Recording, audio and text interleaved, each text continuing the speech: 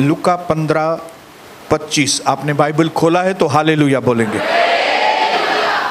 उसका बड़ा पुत्र खेत में था और जब वह खेत से आया, घर के निकट पहुंचा, तब उसने गाने बजाने और नाचने की आवाज सुनी।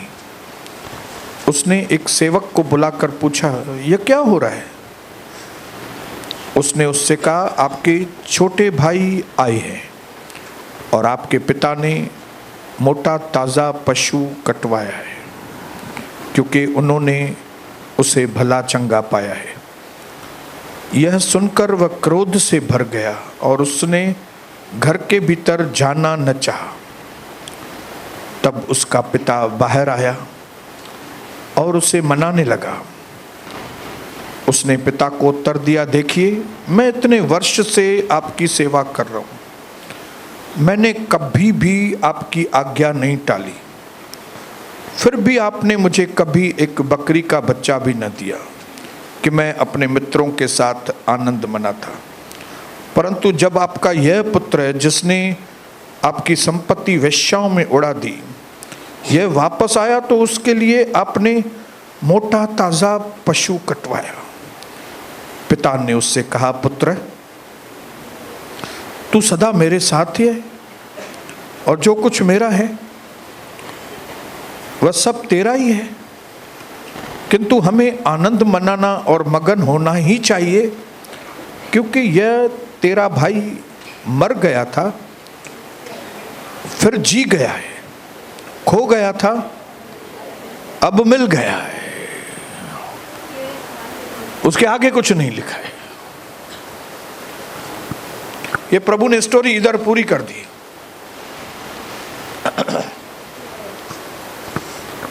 मतलब प्रभु को जो चीज आपको और मुझे समझानी है वो इधर ये स्टोरी तक ही उसको समझाना है। आगे क्या हुआ वो जरूरी नहीं है हमारे लिए, इसके लिए प्रभु ने यहाँ पे लिखा नहीं है, क्योंकि बाइबल में एक एक जो शब्द है वो पवित्र आत्मा की प्रेरणा से लिखा गया है। हाँ, तो उसके आगे क्या हुआ हमारा मतलब नहीं है कुछ भी। जहां तक बताया गया है हमें उस तक, उसमें से जो बातें हमको सीखनी है वो बातें हमको यहां पे लेनी है। दो बेटे,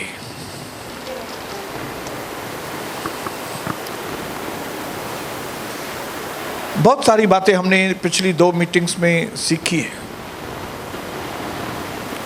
लेकिन एक और प्रकाश लेके, जो प्रकाश और प्रभु देगा लेके, फिर हम इस चैप्टर को क्लोज करेंगे, ताकि फिर हम फ्राइडे को जो प्रभु और नया सिखाएगा फिर हम वो लेंगे। लेकिन कुछ चीजें मैं इसमें से एक बार और आपको बताना चाहूंगा। वो है भाइयों बहनों, एक सवाल, इस बड़े भाई को देख के एक सवाल मेरे जहन में आता है जो मैं हजम नहीं कर पाता हूं। लास्ट टाइम भी बोला था, लेकिन इतना नहीं मैंने बात की थी उसके बारे में। वो थी, इतना सब कुछ उसको मिला, लेकिन उसके मुंह से धन्यवाद नहीं सुना। अभी भी उसको अपने बाप से कंप्लेन है। वो अपने बाप के एहसानों को नहीं समझता है। हालेलुया। उन एहसानों को नहीं समझने की वजह से वो अंदर परेशान है। इंसान क्यों परेशान होता है? जब हम परमेश्वर के उपकारों को नहीं समझते।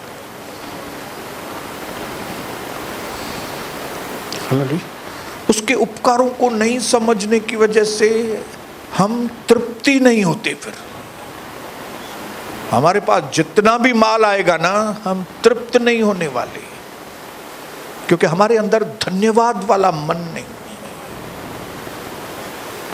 मेरे भाइयों बहनों, ये कलीसिया में होने के बावजूद धन्यवाद वाला नहीं है। और ऐसे कई बैड मैनर्स वाले कलीसिया में बैठते हैं। इसको मैं बोलूंगा bad manners, not good manners. आपको एक कोई पानी का गिलास भी पिलाए तो उसको हम धन्यवाद करते हैं, thank you brother, God bless you, आपने मुझे पानी पिलाया। ये क्या दर्शाता है?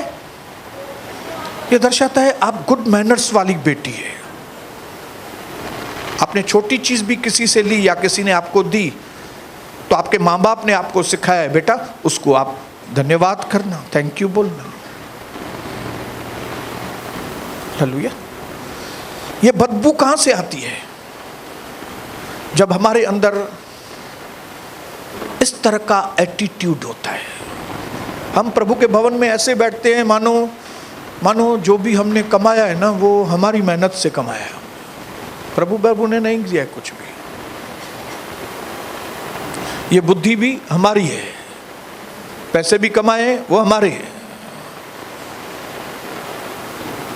पत्नी भी पाई है क्योंकि मैं हैंडसम हूं इसके लिए पत्नी मिली है। हमको ऐसा लगता है कि प्रभु ने कुछ नहीं दिया, ये हमारी मेहनत के फल है। और ये जो एटीट्यूड है ना, ये एक बदबू के जैसा हमारे जीवन में काम करता है।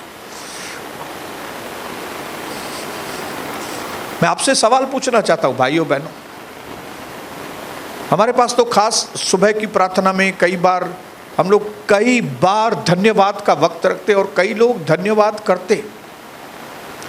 लेकिन क्या आपके बीच में ऐसे कोई हैं क्या जो बस बाहर से तो धन्यवाद करते होंगे लेकिन अंदर से उनको लगता है वो सब हमारी वजह से ही है हमारे पास? है क्या ऐसे लोग?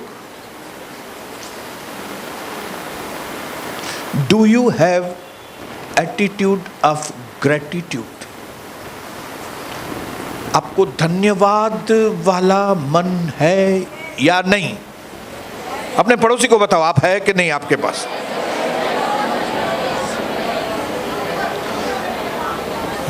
You are a grateful person or ungrateful person?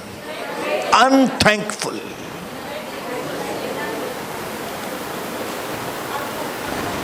क्योंकि जो धन्यवाद वाली बहनें रहेंगी ना, जो धन्यवाद वाले भाई रहेंगे ना, उनका मुंह चमकता है।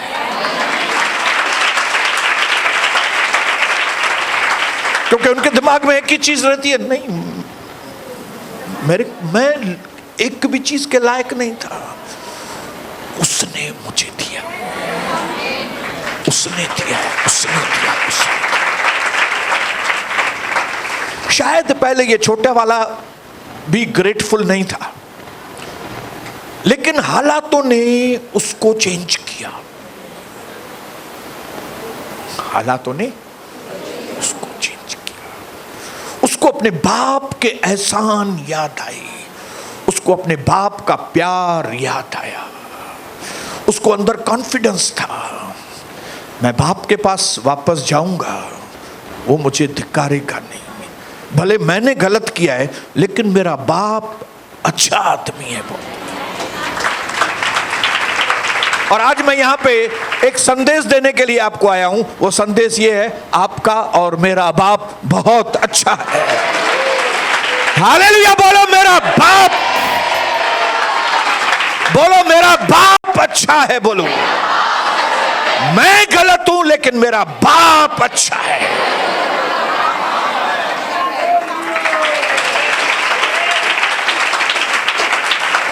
हालेलुया। इसके लिए हर छोटी से छोटी चीज मेरी बेटी, हर छोटे से छोटी बात मेरे बेटे, आपके मुंह में धन्यवाद होना चाहिए। जब आज का वचन सुन के जाएं, निकलने के वक्त के निकलने के पहले ही परमेश्वर को कहें, धन्यवाद प्रभु, आपने आज मुझे वचन दिया। धन्यवाद प्रभु, आज की आराधना में आपने मुझे छुआ प्रभु। धन्यवाद कि आपके आराधना का एक एक शब्द प्रभु आज मेरे मन को बदला है आपने। धन्यवाद। समोसा मिले तो भी धन्यवाद प्रभु, जिस दिन नहीं कुछ मिल रहा है उस दिन भी धन्यवाद प्रभु, आज आपने कुछ भी यहाँ पे मुझे एक एक चीज के लिए हर हालात में परमेश्वर को कहेंगे प्रभु हम आपको धन्यवाद करते। आप ऐसा करके देखना भाइयों बहनों, मेरी बहनों ऐसा करके देखना। ये आपका जो इनर फ्रस्ट्रेशन है ना, जो अंदरूनी किलह है आपके अंदर, कई लोगों के आप फेस देखो, उसकी फेस में से आपको लगेगा इनके अंदर किलह है। अंदर किलह को क्या बोलेंगे? अंदर बेआरामी, अंदर अशांति है। सब कुछ है लेकिन अंदर अशांति। सब कुछ है भाइयों बहनों, हमारे पास सब कुछ है, हमारे पास सब कुछ है। हम गाजा में नहीं रहते, हम उल्लासनगर में एक भी बम किधर नहीं गिरता है, एक भी बिल्डिंग ऐसे बम से गिरती नहीं है। एकदम सेफ जगह पे प्रभु ने रखा है। धन्यवाद नहीं करेंगे?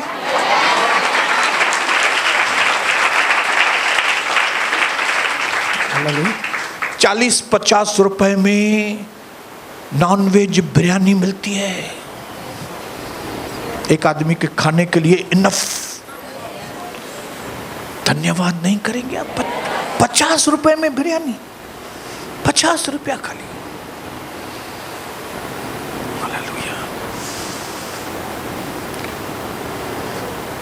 10-15 हजार 20 हजार रुपया पगार मामूली बात है उल्लासनगर में। मतलब $200-300 हुए। कौन सी एरिया में जहां पे 50 रुपए की बिरयानी में पेट भर जाता है? क्या धन्यवाद नहीं कर सकेंगे? हमारे पास कोई कारण ही नहीं है कि हम कुड़कुड़ करें। ये आदमी के पास कोई कारण नहीं था कि कुड़कुड़ करे। बड़े बेटे के पास, छोटा बेटा तो ऐसे ही चला गया, लेकिन जब वापस आया तो वो धन्यवाद वाले मन के साथ वापस आया था। मैं लायक नहीं हूं प्रभु, पिता मैं लायक नहीं हूं। ये क्या एटीट्यूड बताता है? धन्यवाद वाला एटीट्यूड। जब वापस आया तो एटीट्यूड बदल गया। मैं आपको चुनौती देता हूं, आज कैसे भी है ना, वांदा नहीं, लेकिन जब शुक्रवार तक आओ ना तो नया एटीट्यूड लेके यहां पे आओ। कमान बोलो, मैं नया एटीट्यूड लेके यहां पे आऊंगा। कमान। खरबा। क्योंकि अगर आपने नया एटीट्यूड नहीं लिया मेरे भाइयों बहनों, तो ये एटीट्यूड आपके अल्टीट्यूड को खत्म करेगा। ये बैड एटीट्यूड हमारे ऊपर आने को रोक देता है।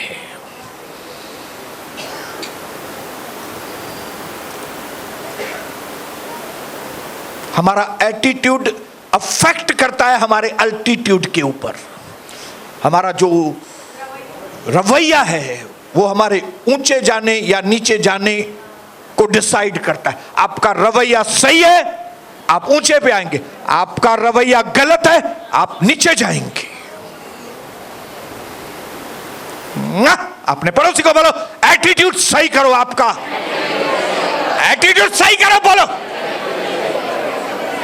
प्रभु के घर में बैठे हो, अच्छी तरह से बैठो। बोलो,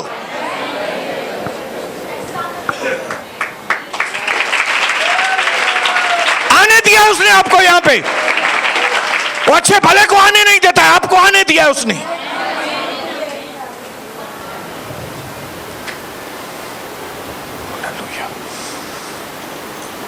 तो ये बड़ा हो या छोटा हो, बड़े को भी पश्चाताप का जरूरत है, छोटे को भी पश्चाताप का जरूरत था। आपको भी पश्चाताप का जरूरत है, मुझे भी पश्चाताप का जरूरत है, और जो बाहर हैं उनको भी पश्चाताप की जरूरत है।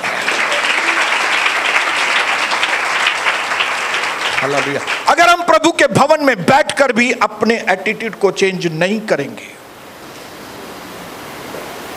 तो हालत देख रहे हो ना। पहले दोनों पिता के पास थी, फिर बाद में एक बाहर चला गया, एक अंदर ही था। लेकिन फिर बाद में जो बाहर था वो अंदर आ गया, और ये जो अंदर था ये बाहर आ गया।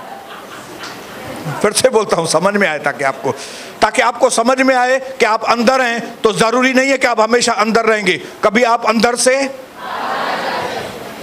पहले दोनों अंदर थे, लेकिन एक अपनी मनमानी करके बाहर चला गया। एक बाहर, एक अंदर ही था। लेकिन बाद में जैसे ही वो बाहर वाला अंदर आया तो ये अंदर वाला बाहर चला गया। क्या हालत है यार, क्या हालत है। लोगों का दिमाग कैसा है, लोगों का दिमाग कैसा है। इसके लिए मैंने कई बार आपको बताया है, A man is full of infinite stupidity. एक आदमी असीमित बेवकूफियों से भरा हुआ।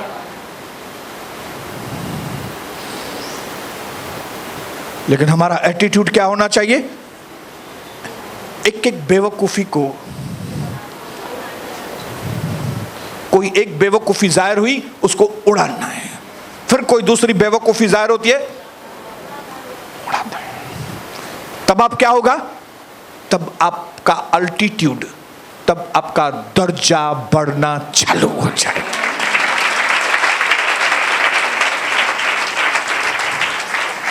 पिता आपने मेरे लिए बकरा काटा, धन्यवाद। आपने मुझे अंगूठी दी, धन्यवाद। लायक मैं तो नौकर के लिए, मैं तो नौकर बनने के लिए आया था, नए कपड़े दिए, धन्यवाद। इतने लोगों के बीच में मेरी इज्जत की आपने, अभी ठीक हुआ, अभी ठीक हुआ।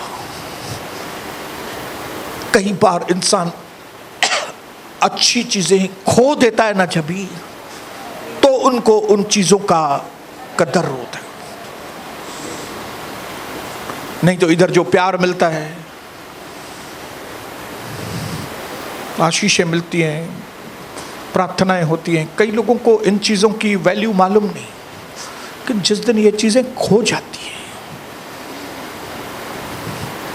खो जाती है। मैं आपको बताऊं, यहां का समोसा भी वो लोग याद करेंगे। ये ब्लेसिंग, ये वचन, ये तो हद से ज्यादा बड़ी ब्लेसिंग्स है। प्रार्थनाएं, वचन, ये तो हद से ज्यादा बड़ी ब्लेसिंग है, लेकिन यहां का समोसा भी वो लोग नहीं भूल पाते हैं।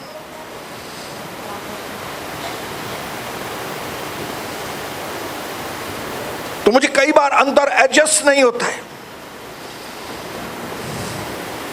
ये आदमी में धन्यवाद नहीं है यार, डिस्टर्ब लगा पड़ा है अंदर। उसको पूछो, भाई पैसे हैं आपके पास? हाँ पैसा है। बोलेगा बाप है? हाँ बाप भी है। घर है? घर नहीं, महल है मेरे पास। महल है नहीं, नौकर चाकर हैं, बहुत सारे नौकर चाकर हैं। फिर डिस्टर्ब क्यों है तुम?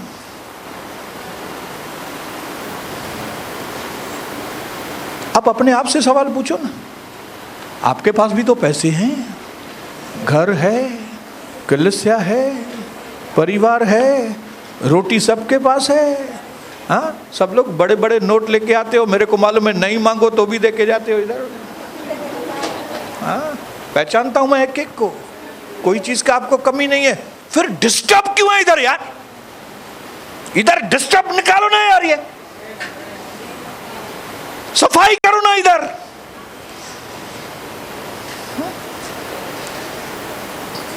ये जो उल्लासनगर म्युनिसिपल कॉर्पोरेशन वाले हैं, ये नए नए तरीके अपनाते हैं सफाई कैसे करें। इधर शायद कम, लेकिन KDMC, Kalyan Dombivli municipal corporation जो है, वो नए नए तरीकों से कल्याण और डोंबिवली की सफाइयां करती है।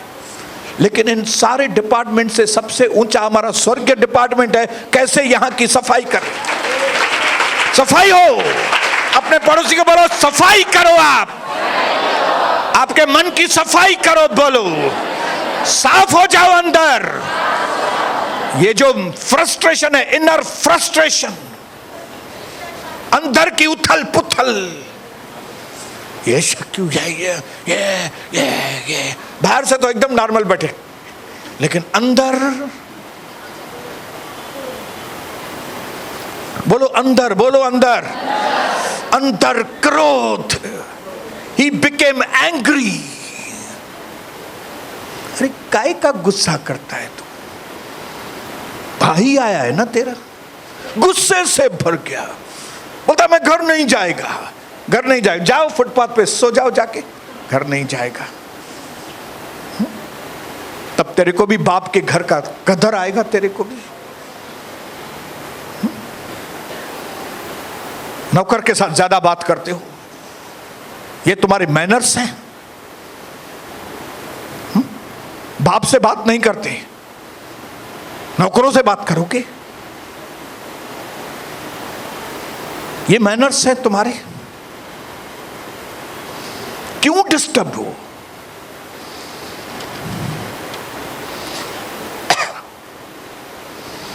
आपको मालूम है ये सारी चीजें प्रभु ने, ये कहानियां क्यों बताई?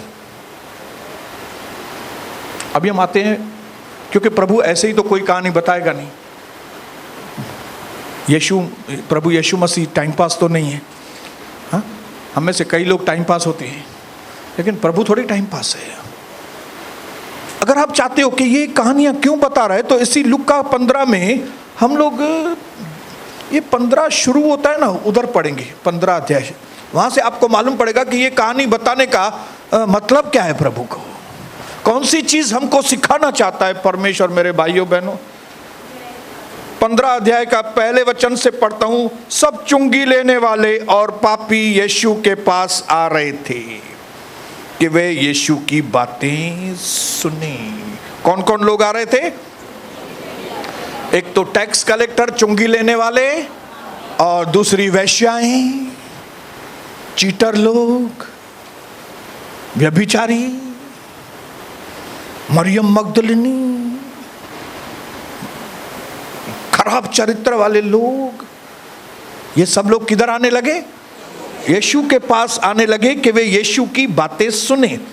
लेकिन ये जो फरीसी, किंतु ये फरीसी और शास्त्री जो है ना, वो कुड़कुड़ा कर कहने लगे, यह तो पापियों से मिलते हैं और उनके साथ भोजन करते।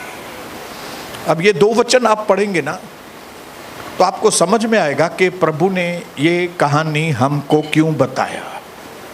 इसके लिए मैं बोलता हूं घर में जाके बाइबल पढ़ो। इसके लिए मैं बोलता हूं कि घर में जाके बाइबल पढ़ने से पहले पवित्र आत्मा को कहो कि इसका क्या मतलब है, मुझे बताओ। और जिस दिन आपको ये आदत लग गई ना रोशनी पाने की,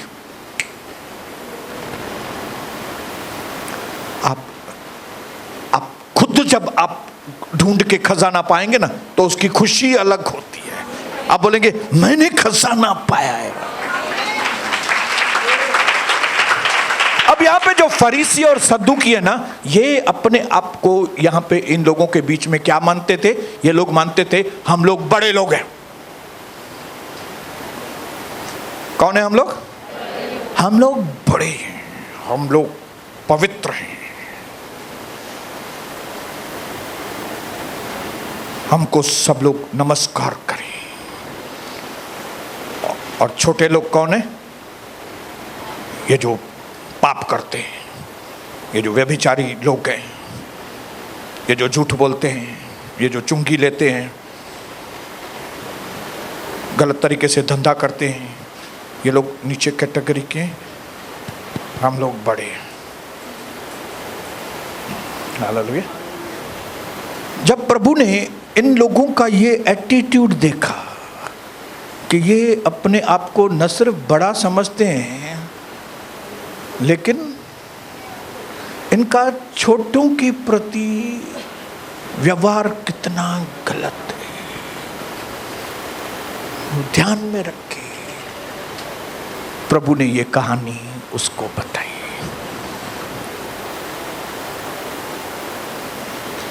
इस कहानी के द्वारा प्रभु फरीसियों को और सद्दुकियों को बोलना चाहता था कि सुनो, तुम बड़े हो ना, तुम अपने आप को बड़े समझते हो, तुम समझते हो हम प्रभु के पिता पर यहोवा के करीब हैं, हम प्रार्थनाएं करते हैं, हम बाइबल पढ़ते हैं, हम कलीसिया के लीडर हैं,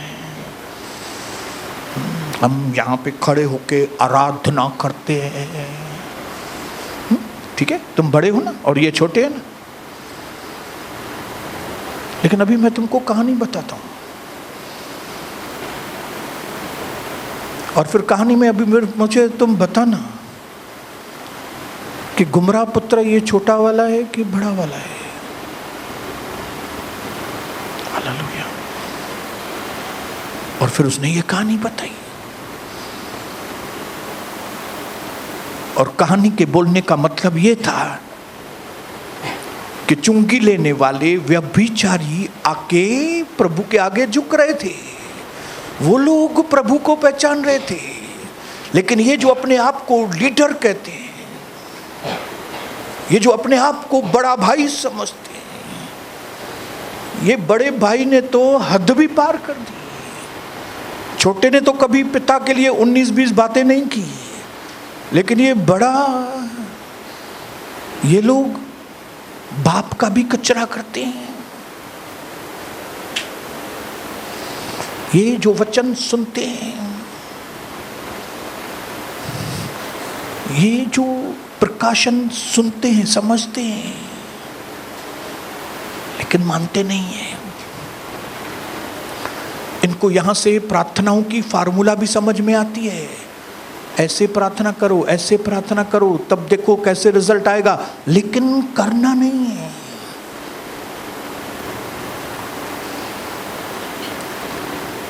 हालेलुया। ये छोटा वाला तो अय्याश था, ये चुंगी लेने वाले तो अय्याश थे, ये जो व्यभिचारी थे वो तो व्यभिचारी थे ही थे। लेकिन ये व्यभिचारियों में, ये टैक्स कलेक्टर में एक अच्छी बात थी कि वो यीशु की इज्जत करने, हालेलुया, यीशु के पास आते।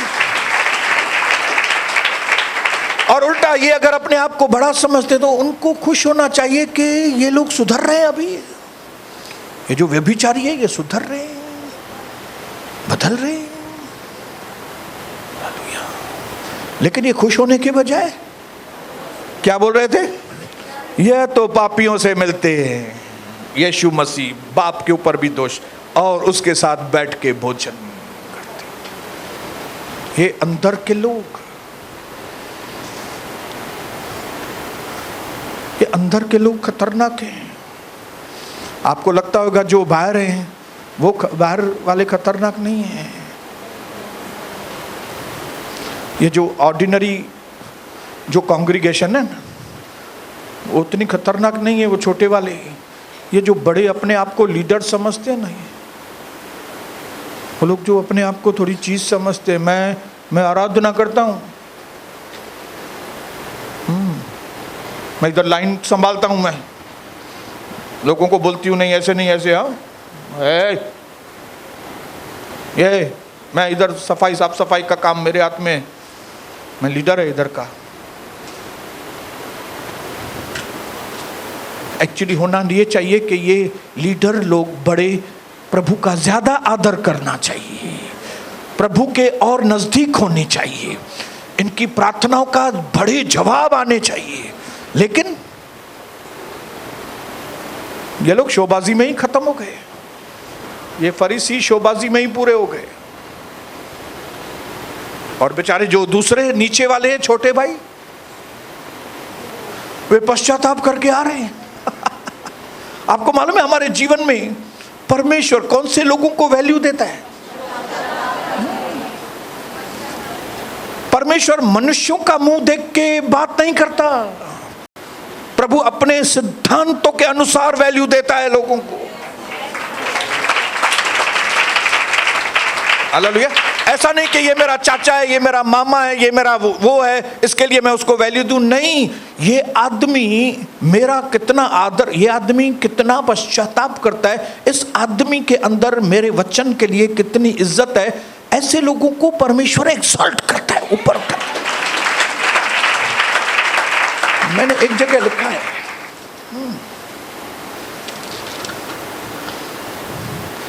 प्रेरित तो 10:34 को इस जोर से आवाज में पड़ेगा, देखो।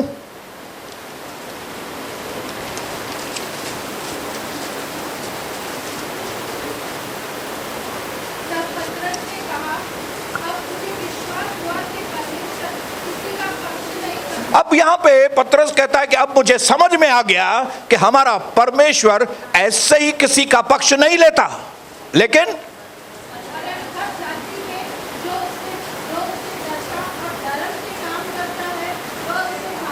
हाँ, लेकिन जो प्रभु के साथ ठीक है, जो प्रभु के साथ सही है, उनको परमेश्वर वैल्यू देता है। ऐसे ही किसी को बस आपने बपतिस्मा लिया, आप कलीसिया में आ गए, आप रोज आते हो, तो आप ये मत समझो कि आपका परमेश्वर आदर करेगा। आप कितना मानते हो, आप कितना विश्वास के साथ आते हो, आपके अंदर ओबीडियंस कितना है, उसके अनुसार प्रभु व्यवहार करता है, हमारे कामों को देखकर। क्योंकि परमेश्वर लोगों की शक्ल देख के नहीं, अपने सिद्धांतों के अनुसार वैल्यू देता है।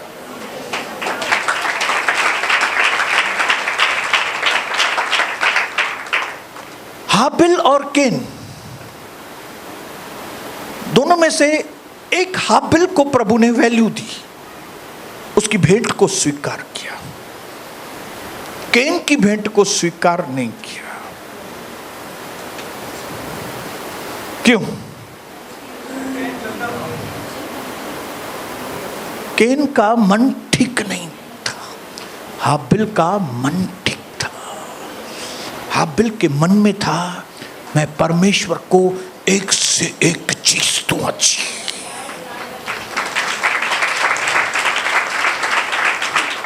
लेकिन केन के मन में क्या था?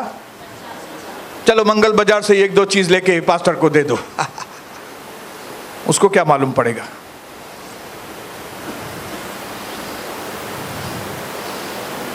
प्रभु ने देखा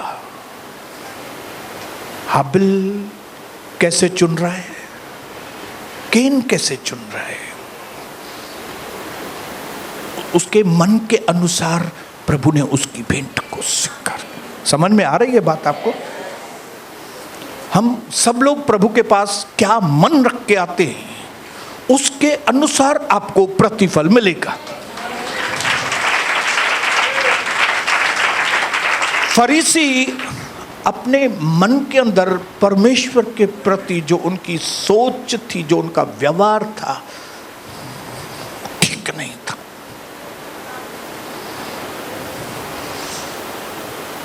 जबकि वो लोगों के आगे दर्शाते थे कि वे पवित्र हैं, वे सबसे ज्यादा पवित्र हैं। मैं बाप के घर में रहता हूं, मैं बाप के घर में आता हूं, मैं यहां पे ऐसा करता हूं, मैं यहां पे ये काम करता हूं मैं। लेकिन तुम्हारा मन,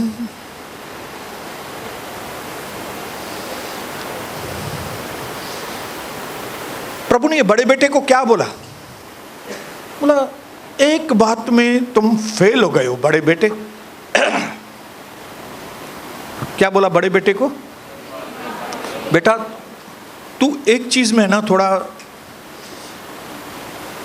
फेल हो गया, मतलब एक चीज को तू नहीं समझ पाया। कौन सी चीज नहीं समझ पाया? कि जो कुछ मेरा है वो सब तेरा ही है ना, तू ये चीज नहीं समझ रहा है, तू मुझे अपना नहीं समझता। तू जो तेरे पास है वो तेरा समझ रहा है, जो बाप के पास है वो बाप का समझ रहा है। जबकि तेरे को क्या समझना चाहिए? कि जो मेरे पास है वो भी पिता आपका है, इसके लिए जो आपका है वो मेरा है। ये सोच होनी चाहिए कि बोलिए बोलिए, ये सोच होनी। जब हम प्रभु के घर में आए तो क्या सोच के आए? कि ये भवन जो है वो प्रभु आपका भवन है, इसका मतलब है ये भवन मेरा है। जो कोई भी व्यक्ति इस भवन को अपना भवन, अपना घर समझ के आता है ना, वो प्रभु की ओर से आशीषित होता है। अगर आप ये समझ के आते हैं कि ये पास्टर का घर है, यहां पे पास्टर की चलती है, ये चलती है, तो आप जिंदगी में कभी आशीषित नहीं होंगे। प्रभु को कौन सा दिल चाहिए? प्रभु जो कुछ मेरे पास है वो सब आपका है, इसलिए जो आपका है वो सब मेरा। क्या मेरा तेरा? क्या मेरा तेरा? ये मेरा है, ये आपका है, ये नहीं। प्रभु सब आपका है, क्योंकि सब आपका है इसके लिए सब मेरा है। इस सोच के साथ जो इस भवन में आते हैं ना, प्रभु के घर में, उनकी शक्ल ही अलग होती है। उनके जय मसीह करने से ही समझ में आता है कि ये अपना घर समझ के आते हैं। हालेलुया। आप अपने घर में कैसे जाते हैं? बिंदास जाते हैं ना? घर बने सा शर्ट बर्ट बिलाए शरीर ना, क्यों? घर है, अपना घर है यार, मेरा घर है, मेरे को कौन बोले? मेरा घर है भाई।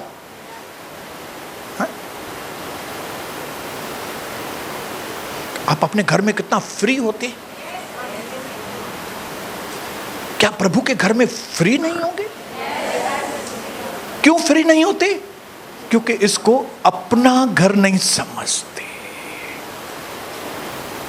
इसके लिए इसको ये बात नहीं बताना, उसको ये बात नहीं बताना, इसको ये बात नहीं बताना, ये मोबाइल का कोड नहीं। जैसे घर में कई लोग अपने घर को भी घर अपना नहीं समझते, मोबाइल को कोड में डालते हैं, पत्नी को नहीं मालूम पड़े, ये नहीं मालूम पड़े, ये नहीं। आपको लगता है उनका घर आशीषित होगा? कभी नहीं, कभी नहीं।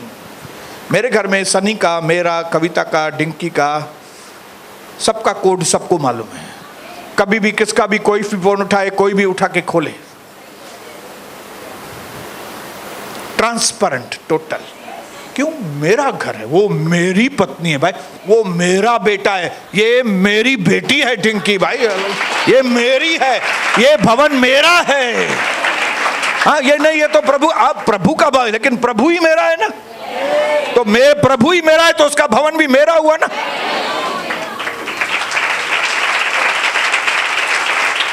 पढ़ूंगा उसके लिए, आपको फिर समझ में आएगा। 15 अध्याय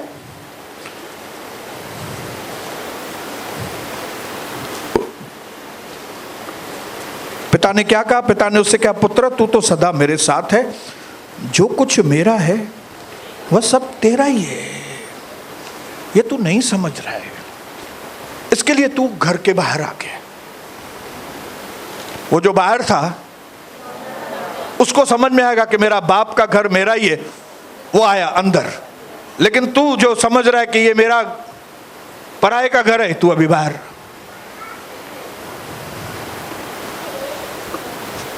कोई अंदर कोई बाहर, कोई अंदर कोई बाहर, ये चलता रहता है। ये किसके ऊपर निर्भर है? हाँ, अपने पड़ोसी को बोलो इधर, इधर बोलो, इधर। आप 15 साल, 20 साल पहले, 10 साल पहले, 5 साल पहले ही आशीषित हो गए होते अगर आपने इस घर को अपना घर समझा होता तो। अगर आपने मुझे अपना बड़ा भाई समझा होता तो, अगर आपने मुझे अपना आत्मिक पिता समझा होता तो, 2 साल पहले ही, 5 साल पहले ही, 10 साल पहले ही, 15 साल पहले ही आप कभी के आशीषित हो गए होते। ये जो इनर फ्रस्ट्रेशन आपको आ गया है, ये जो ऊपर नीचे आप क्या से क्या सोच रहे हैं, ये किसका नतीजा है? आप अपना नहीं समझते हमको। क्यों छुपाते हैं बातें? आप अपना नहीं समझते, प्रभु के घर को अपना नहीं समझते। प्रॉब्लम किसके लिए, किसकी वजह से आपके घर में?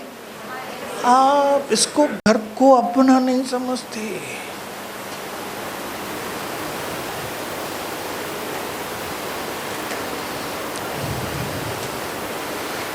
यूहन्ना 17:10 घर में जाके पढ़ना।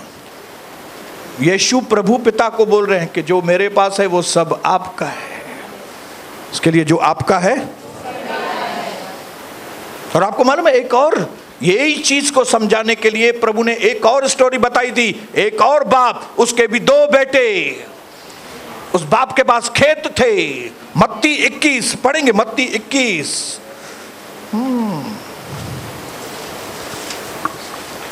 2 पुत्रों का दृष्टांत, 28 वचन। तुम क्या सोचते हो? किसी मनुष्य के 2 पुत्र थे।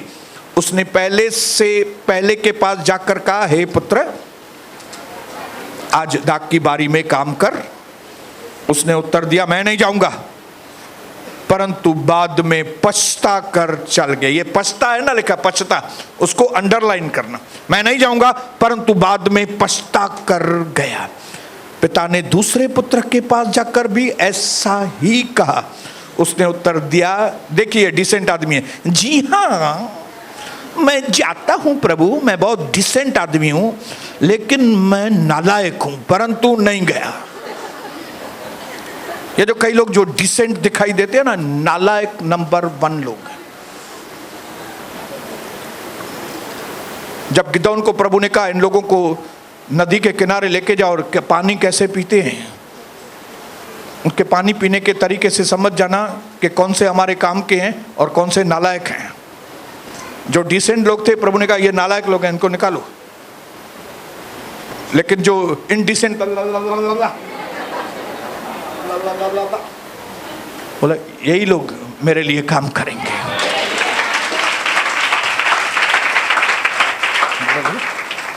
जो प्रभु के घर को अपना नहीं समझते, पश्चाताप नहीं करते।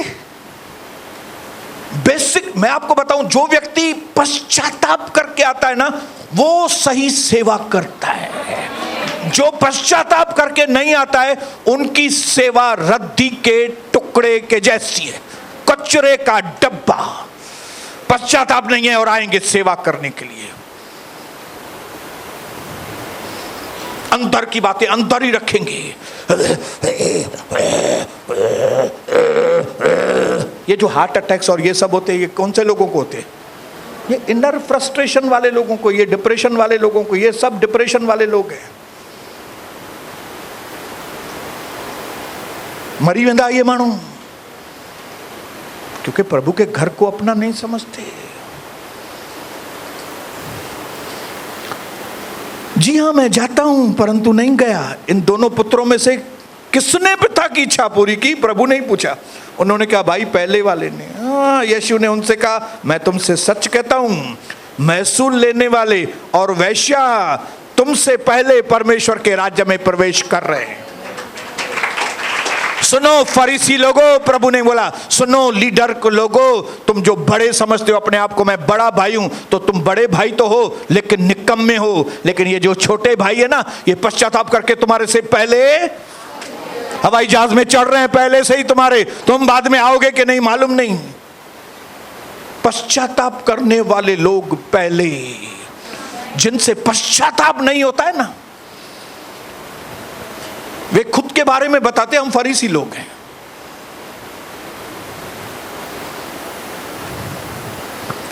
अपने पड़ोसी को बोलो, भाइया बहना, जिंदगी में कभी ईगो नहीं करना, जिंदगी में कभी घमंड नहीं करना।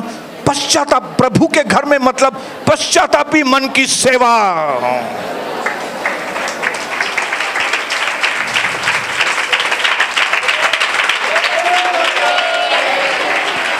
ये परमेश्वर के घर में एक्टिंग करने के लिए नहीं आओ, आप परफॉर्म करने के लिए नहीं आओ। ये स्टेज परफॉर्म करने के लिए नहीं है, ये वेदी है, स्टेज नहीं है ये। हमारे कई पास्टर भाइयों ने इसको स्टेज बना दिया है। मेरा काम नहीं है उनके साथ कुछ भी, वो जाने प्रभु जाने, लेकिन हम इसको स्टेज नहीं बनाएंगे, हम इसको वेदी बनाने के लिए आए। प्रभु ने आज्ञा दी, वेदी बनाओ। और वेदी पे कौन से लोग आएंगे? पश्चाताप, जिनको ये एहसास है कि हमने गलत किया है, हमें पश्चाताप करना ही पड़ेगा, नहीं तो हमारा कोई भी काम सफल होने वाला नहीं है। बोलो पड़ोसी को, पश्चाताप करो भाइयों। बहनों पश्चाताप करो, नाटक करने के लिए मत आओ, ये नाटक वाली जगह नहीं है। आज प्रभु आपको बताना चाहता है, मैं कोई आदमी की शक्ल देख के आशीष नहीं करता हूं, मैं अपने उसूलों को देख के, मैं अपने जो सिस्टम है, मैं उस सिस्टम को देख के लोगों को आशीष करता हूं।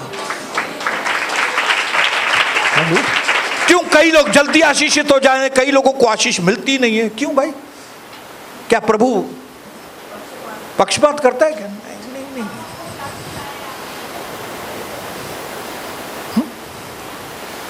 आप कौन से एटीट्यूड के साथ यहां पे आके सुनते हैं? आप कौन सा मन लेकर आए?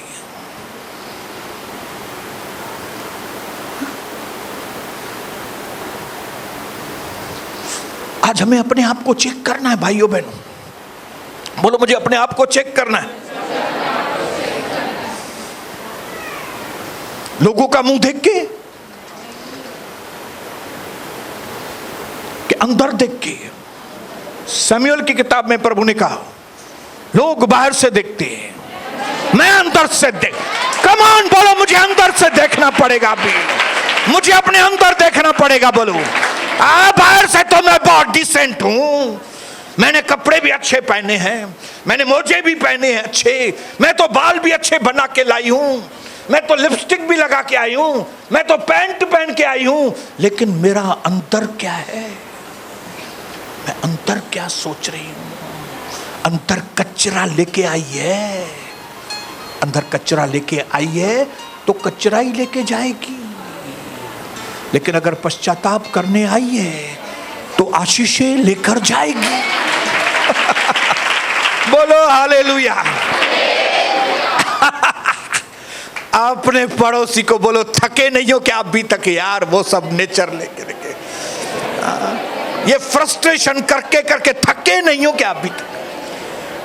दिमाग पे इतना बोझ लेके लेके लेके सारा दिन थके नहीं हो क्या अभी तक? लोगों के लिए गलत सोच सोच के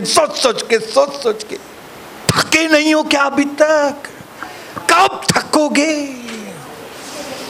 अपने जीवन की स्टाइल को चेंज करो मेरे भाई मेरी बहन। हाँ? कितने लोगों को देख के अपने मन में क्या क्या सोच रहे हो बैठ के?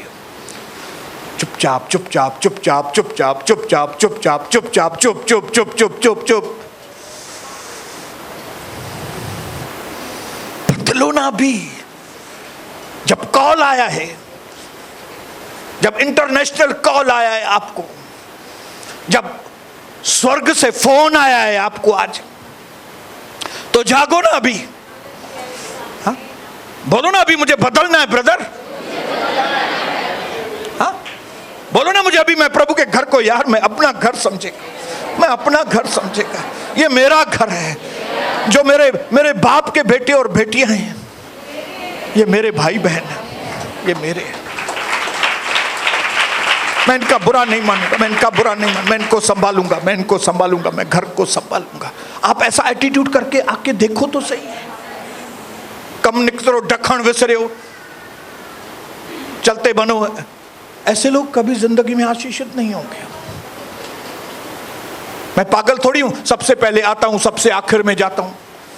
इतना थकने के बाद भी हर एक व्यक्ति से जय मसीह करता हूं। बीच में कोई एक दिन मैं ऐसे ही निकल जाता हूं तो वो मेरे ऊपर गरम होती है, मेरी डार्लिंग आप क्यों चले गए, मिलने के बिना क्यों चले गए? प्रभु क्या सोचेगा? मेरे लोगों को तुमने ऐसे ही जाने दिया, बस हाय हेलो भी नहीं उनके साथ।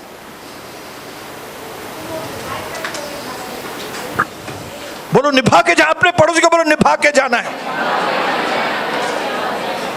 और ये मन रख के थक गया हूं अभी, बोलो यार ये सोच सोच के ऐसा कर रहा है, उसको उसका वैसा हो गया, उसका ऐसा हो गया, उसका ये, उसको ज्यादा वैल्यू मिल रही है, उसको कम, ये ऐसा। कभी तक सोचोगे ये सब बातें? कभी तक? हाँ बेटी बेटा, हाँ बुढ़ी 80 साल की हो जाएगी तभी तक यही सोचेगी, डंडा में भजी ना भाई, ये तो कले, ये तो कले, ये तो कले, मुझे ना तो वैल्यू दे, चलन का नहीं दिया चार भाई,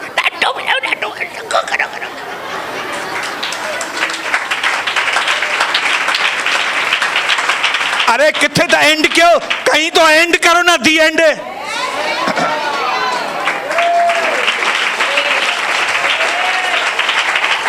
एक बहन कविता को बोलती थी, उस बहन को हमने पकड़ा था किधर गलत रिलेशन था। वो बहन कविता को बोलती थी, कविता सिस्टर आज मैं इस चीज का दी एंड करती हूं, लेकिन फिर मालूम पड़ता दी एंड करती नहीं है, फिर वापस चालू है वही। लेकिन आज का दिन है, आइए मिलकर दी एंड करेंगे इस बात का। आज अंदर के कचरे को निकाल के अपने प्रभु के घर को अपना घर समझेंगे, मुझे अपना भाई समझेंगे, उसको अपनी बहन समझेंगे, और मेरे इन बच्चों को अपने बच्चे। हालेलुया, बोलो हालेलुया, बोलो हालेलुया, बोलो परमेश्वर का घर मेरा घर है।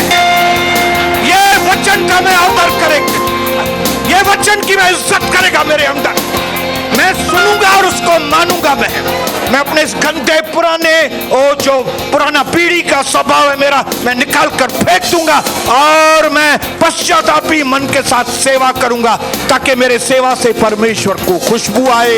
यीशु प्रभु के नाम से